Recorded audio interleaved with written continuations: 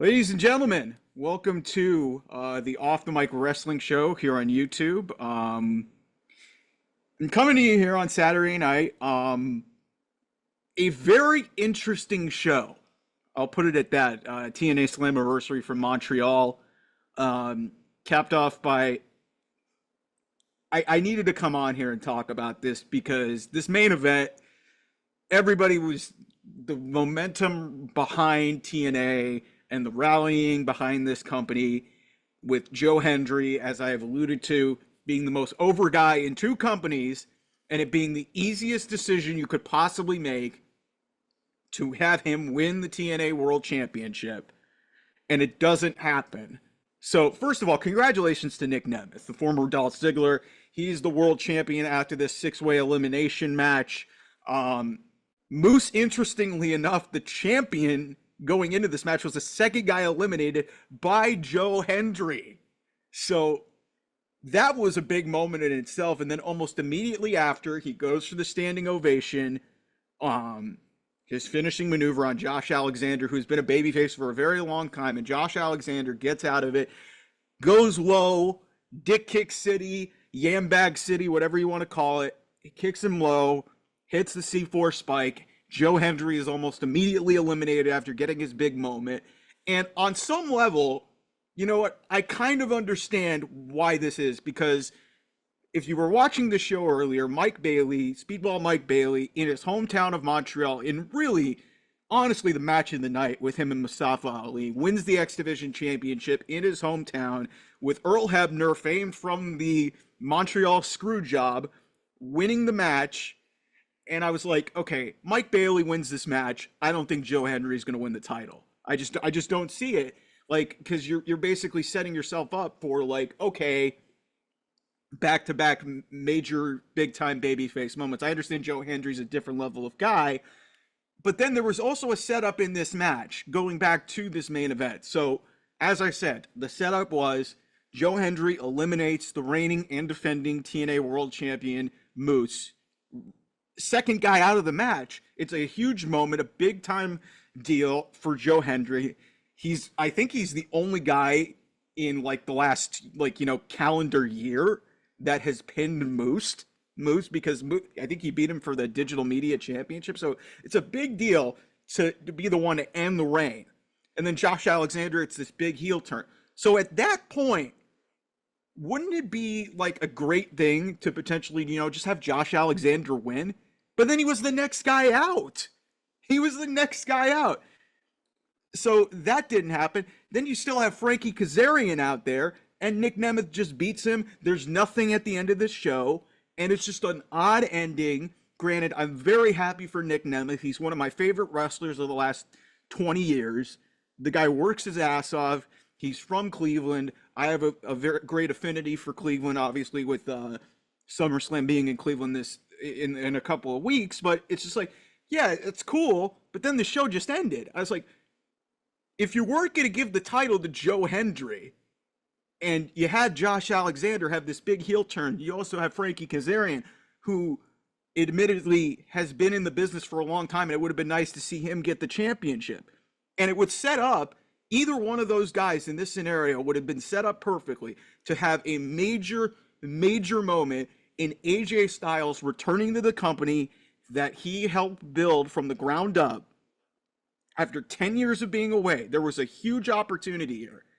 That might be even more egregious than Joe Hendry not winning the TNA World title. I can on some level understand why, okay, you're not going to do it there. You capitalize and do a swerve in the moment.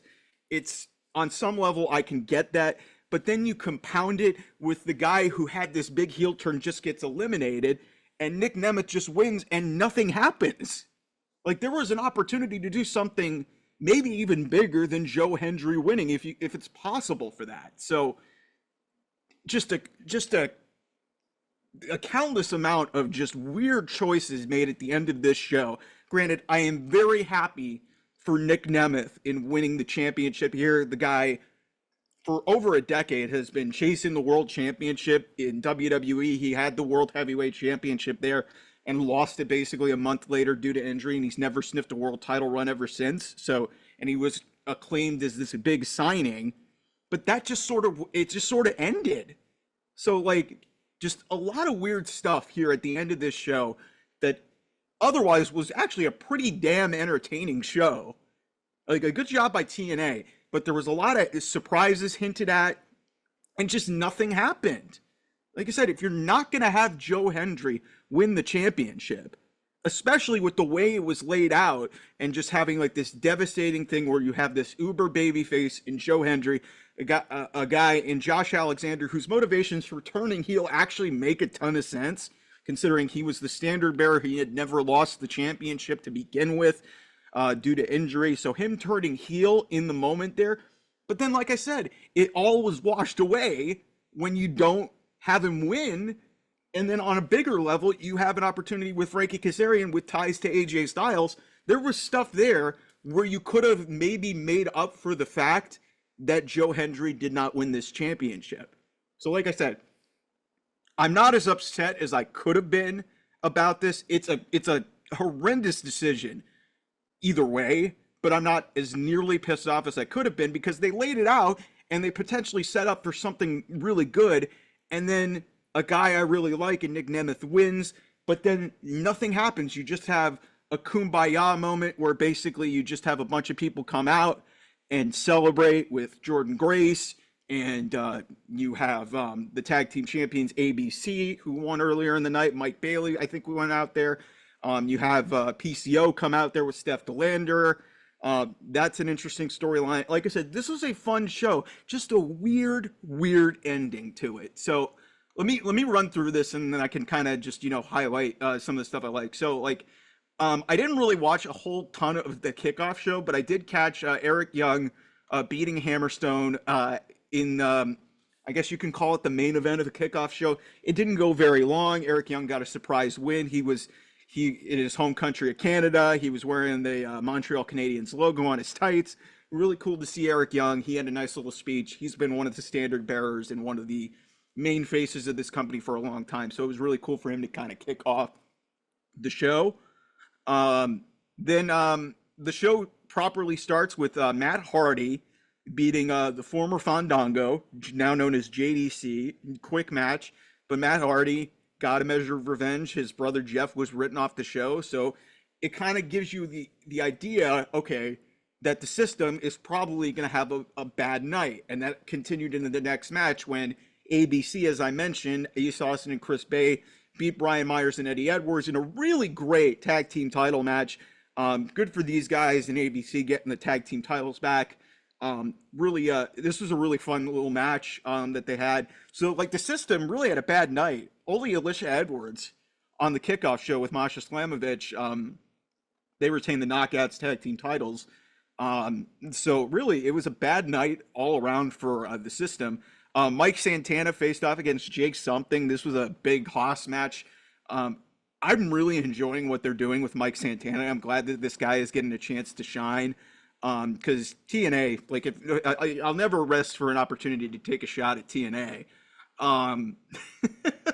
They didn't know how to use this guy. Him and Ortiz should have won the tag team titles early in the inception of that company. And then him and Ortiz had a falling out. Now they're not a team anymore. And Mike Santana, to his credit, has gone out on his own, bulked up a lot. He's really turned into a heck of a professional wrestler. And this really was a great performance from both these guys. Two big meaty men just bumping meat for about 10 minutes. This was awesome. I really enjoyed this. Then you get really the only NXT TNA crossover stuff on this show when there were surprises hinted at. I loved this. Rascals reuniting on TNA soil, taking on the No Quarter Catch crew from NXT. This was fun. This was great. It's awesome to see the Rascals back together as part of this partnership. But at some level, moving forward, if we're going to talk about this partnership, there's got to be something bigger. Because if it's just going to be Joe Hendry going to NXT, and it's just going to be Wesley going back and forth between NXT, and you're going to have NXT superstars who really have not a lot of experience running over and going to NXT and putting over Jordynne Grace. I mean, Jordynne Grace is fantastic. She had a great match tonight, but if that's going to be the cornerstone of your partnership, it's better than what AEW did when AEW just beat all of TNA's top guys. And it took years for TNA to kind of rebuild itself to what it is today when they were still Impact Wrestling. But you've got to do something bigger than this. Like, I mean, it's just like, this was awesome. It was great. It was a lot of fun. But if my problem is, and it leads into what I was talking about at the start of this show, is like, you had so many opportunities to potentially, you know, bring somebody in or have more crossover appeal and do something more. I understand you're trying to build your own company, but this just felt like, especially with seeing how there was really only a little bit of crossover in that match with the Rascals and No Quarter Catch Crew. Like, what are we doing here? You got, at some point, there's got to be more of a crossover thing, because AJ Styles, like, this was so obvious to me. Like, Nic Nemeth was hurt going into this match. I thought Nic Nemeth wasn't going to be in, and then he wins the championship, and then nothing happens. It's just, it's just weird, really weird with the way this partnership is going, and I hope there's more to come from it. Then we got PCO taking on AJ Francis, the former Top Dollar, in a Montreal street fight for both the digital media title and the Canadian International Heavyweight Championship. PCO, I gotta tell you, man, I don't talk a lot of TNA on this show. PCO is in his 50s, and he's taking bumps on solid chairs, and he's doing moonsaults and just doing all this crazy stuff, and it's just, this guy is ridiculous. And I gotta hand it to AJ Francis. He put the work in here. I've never been the biggest Top Dollar fan. Rich Swann was around for this as well. This was entertaining. I mean, you had a run-in from Rhino. You had a run-in from Sami Callihan. This was fun, and this was exactly what it needed to be in a street fight. You get the French-Canadian Frankenstein, as they call him, PCO, in his hometown, getting it done in Montreal. That was very cool. Steph DeLander, for those who don't remember, Persia Pirotta from NXT, ironically. Steph DeLander proposes to PCO, and we get a marriage, and wrestling weddings are always fun. This will be very interesting. What I think could be really interesting in this, Matt Cardona, the former Zack Ryder, was paired with Steph DeLander on the independent scene, and also someone in TNA. He's been hurt for a while now. I mean, granted, he also is married to Chelsea Green, but I think that there's an opportunity here with this storyline to potentially, you know, have Matt Cardona come back, be involved in this with PCO. He's a former digital media champion. That could be interesting to, you know, keep an eye on. But this was fun for what it was. It was quintessential sports entertainment and just, like, you know, just a car wreck of a match. Jordynne Grace taking on Ash by Elegance. This was really good, and I'm really ecstatic for the former Dana Brooke, Ash by Elegance, getting a stage like this. She has improved light years from where she was in NXT when she got into wrestling about 10 years ago, fresh out of having a gymnastics background and a bodybuilding background. She has really morphed herself into a heck of a performer. And I was really mad that she kept improving. She wasn't really connecting with the audience in WWE. She gets a chance in NXT and just gets released. And, you know, she's really coming to her own in this character with the personal concierge and just, like, you know, playing this up. And she got some stuff in and got some neat near falls. Like, she hit a Canadian Destroyer, went for her splash. But Jordynne Grace is just a different beast. Like, this woman, I talk about Rhea Ripley a lot and just what I think she is in terms of women's wrestling in the women's division. It's only a matter of time before Jordynne Grace, and you've seen her twice on WWE television. Actually, I think 3 times, maybe 4. But she was in the Royal Rumble. She had a couple appearances on NXT. Then she had the match with Roxanne Perez at Battleground. It is only a matter of time before she is going to sign with WWE. I think her contract's up early next year. It's only a matter of time before WWE signs this woman, because if you want to talk about, like, what I've said about in terms of the women's division and what my sister likes to identify in terms of, like, when she watches the product, saying, man, I really would love to see that woman kick that guy's ass. Jordynne Grace is another one of those people that could walk into any match against any man and kick that guy's ass. I'm serious when I say this. This woman's fantastic, and she is just running roughshod over this women's division. She's probably the greatest knockouts champion of all time. And that's saying a lot because there's been a lot of great women, like a Gail Kim, like a Michin, who's held this title.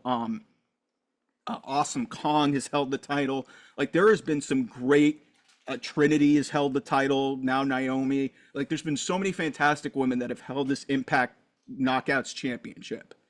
And Jordynne Grace is just head and shoulders above everyone else. And it's like, I honestly would not be surprised. They did this with Tessa Blanchard like almost 5 years ago. I would welcome if she wants to stay in TNA. I would welcome seeing her go into the TNA world title picture.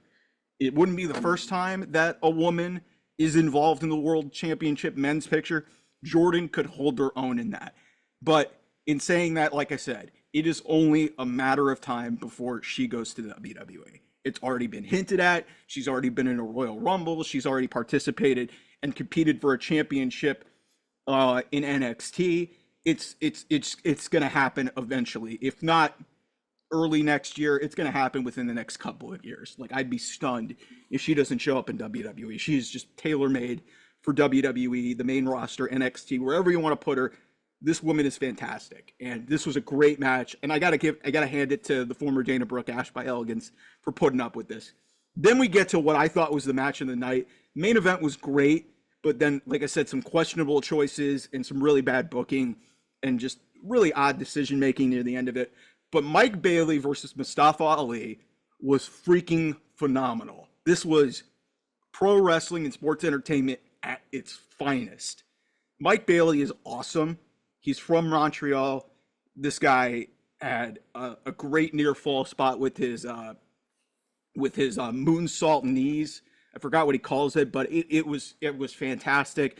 And Mustafa Ali's foot's on the rope as the ref counts 3, so the ref nullifies the finish, and then the ref gets knocked down. The ref actually took a couple bumps in this sequence.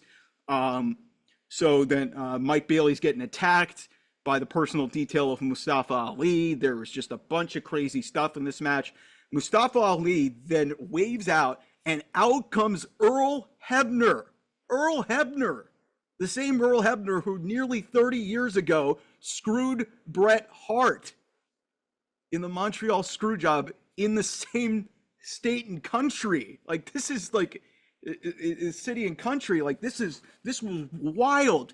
And then Mustafa Ali puts him in the sharpshooter. It looks like Earl is going to call for the bell like the Montreal Screwjob. He refuses to do it. It gets to the point where Mike Bailey puts in the sharpshooter and Mustafa Ali taps out, and Earl Hebner gets the redemption after nearly 30 years of being associated with one of the most controversial decisions in all of professional wrestling. This was phenomenal. Like, this was, like, to tie in one of TNA's greatest performers, who I think should have been on this show, AJ Styles. This was freaking phenomenal. Well done, TNA, on this one.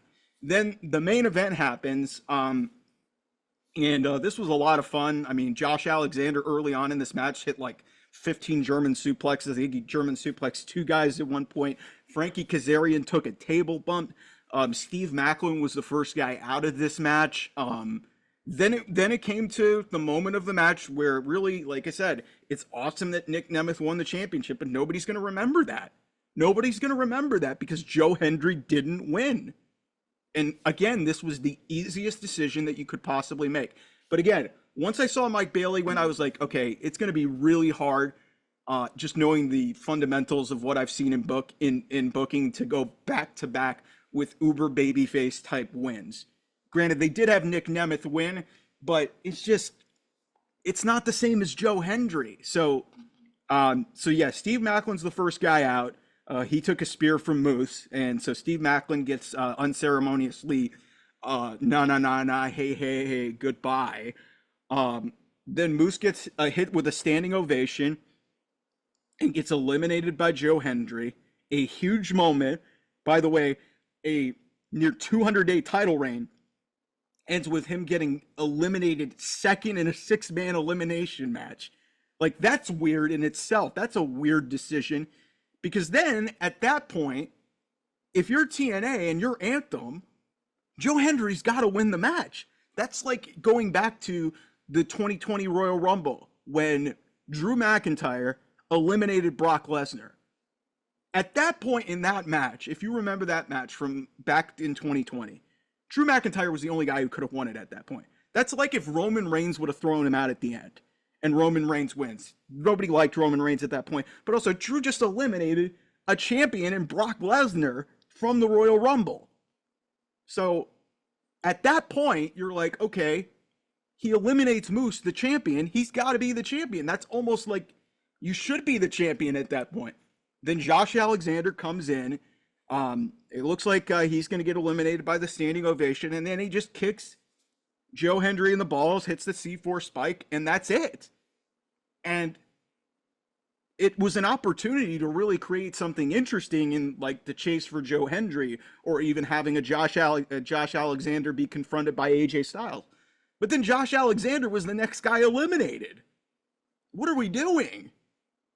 So then it's down to Nic Nemeth and Frankie Kazarian, two deserving guys who have fought for their position to potentially be a world champion. And Nic Nemeth just wins and the show's over. No AJ Styles return, no Joe Hendry win, nothing at the end of it. It's just Nic Nemeth winning the championship. Granted, well-deserved, but what are we doing?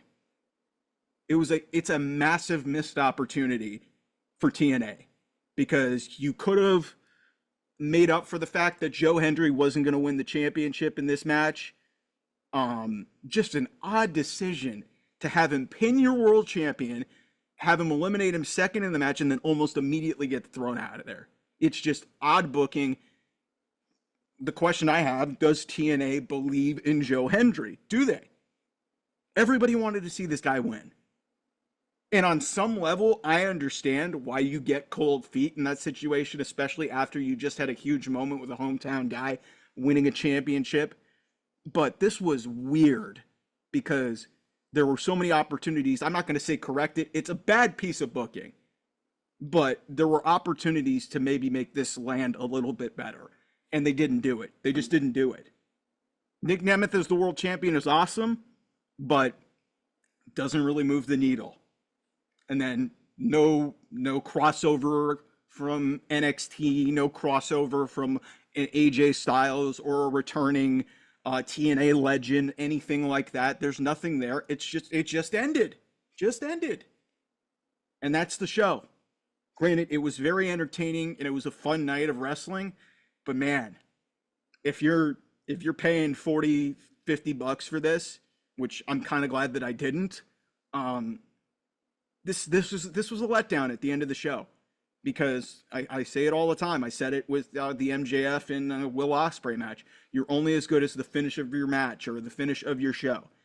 And even if, like I said, I wasn't happy that Joe Hendry won. I thought it was a terrible decision. Nic Nemeth winning, that's fine, okay. But what are you doing after that? That's it? You just have a kumbaya celebratory moment in the middle of the ring and then the show goes off the air? That's it? Come on. TNA, maybe it's just them, hey, understanding that, hey, we know that Joe Hendry's not going to be long in TNA for the longest time or something like that. I don't know what their explanation is for this, but it's just like, it was the easiest decision to make. And I was willing to let some of it go, as pissed off as I was when Josh Alexander was the one to eliminate him, turn heel, beat him up after the fact. But then, like I said, he's out of the match.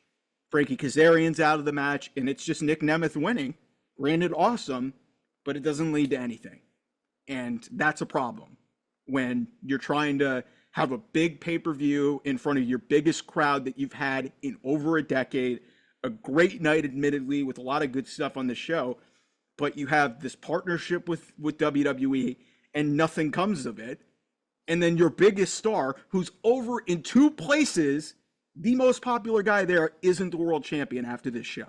That's just so many missed opportunities to land land the plane really well at the end of this show, and it just didn't happen. So, you know, we'll see where TNA goes from here and how they progress with the Joe Hendry element of this thing. But it's just like, if you weren't going to give him the championship, if you weren't going to have a storyline for him coming out of it, what are we doing here? And again, he's going to probably show up on WWE television again. Just, I don't understand a lot of the decisions that were made at the end of the show. Admittedly, the rest of the show was pretty darn great, but you're only as good as your ending, and the ending was just odd. So, yeah, so there's your Impact TNA, I almost called it Impact Wrestling, your TNA Slammiversary recap. We'll be doing some more reactions to Monday Night Raw. Really exciting. CM Punk's going to be back. We'll see if the match at SummerSlam is ultimately set up. And, you know, I'm curious to see how AEW continues with the MJF and Will Ospreay storyline moving forward, and how I think MJF is going to end up going to CMLL with that championship, which is okay, admittedly great, but still, like I said, that finish really still pissed me off. Speaking of pissed me off, for those who watch Collision, which there are probably few and far between, the Patriarchy, Christian, Nick Wayne, and Luchasaurus, or Killswitch as he's known as now, beat the Bang Bang Gang for the Trios Championships. And my issue with this is, why did you need to strip the Bang Bang Gang of the Trios Championships a week ago? Why'd you need to do that? It doesn't make an ounce of sense whatsoever if you were just going to have them lose a match to Christian and his group the next week. Like, you could have just had Juice Robinson stand in, and it would have still been a legal tag team. We've already seen people replace tag team partners, like we saw it with you know, MJF and Adam Cole when Adam Cole got hurt last year. So why'd you need it? That just didn't make a lick of sense. Admittedly, I'm very happy for Christian.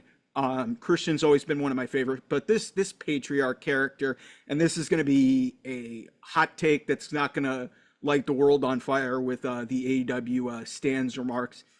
The patriarch character is getting a little bit tiresome for me. There's not a whole lot of juice behind it anymore. Nick Wayne's mom just sort of stands around, doesn't really do anything. Nick Wayne's just there. And I mean, we were kind of hinting at Luchasaurus turning, and now they're just the Trios champions. An irrelevant championship, much like the women's tag team championships have become in WWE. A newly created championship that just means a whole lot of nothing. I guess the House of Black are going to come after them at some point, because I don't even know where the hell Jay White is. Maybe Jay White's just going to go to the singles division, which he should have never been involved in this mess in the first place. But maybe it's House of Black, you know, teaming up potentially to, they've already planted an angle there. But at least Christian's in a championship position, and maybe they can do something with these belts and make them more significant. I'm not too optimistic. And the way this was set up was weird. It was really odd, much like the ending of this TNA show. So that's it for now. Appreciate you guys tuning in. Follow the show OT Mike Wrestling here on YouTube and on Twitter. Also follow me at Off the Mic 28. Thanks again for tuning in. I'll talk to you guys real soon. Bye-bye.